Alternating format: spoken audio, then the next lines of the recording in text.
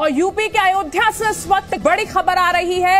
अयोध्या में मंदिर में एक युवक की गला रेतकर हत्या की गई है। 35 साल के युवक की गला काटकर हत्या की गई। मंदिर के चबूतरे पर यह युवक सो रहा था और पुलिस इस मामले की जांच में जुट गई है। तो इस वक्त की बड़ी खबर यूपी से।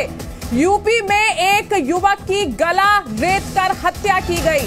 अयोध्या में एक मंदिर के चबूतरे पर यह युवक सो रहा था, जहां उसकी गला काटकर हत्या की गई।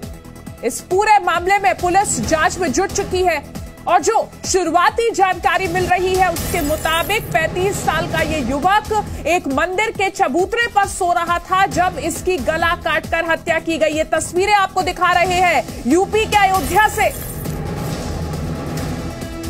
इस संबंध में जानकारी प्राप्त हुई कि मृतक की उम्र करीब 35 वर्ष थी। वो यहाँ अपने ननिहाल में पिछले करीब 2 महीने से रह रहा था।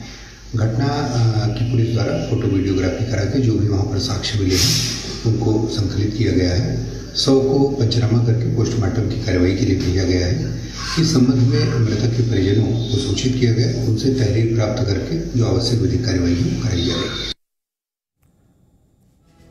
तो पुलिस की तरफ से यह बयान आपने सुना कि इस पूरे मामले में जांच की जा रही है।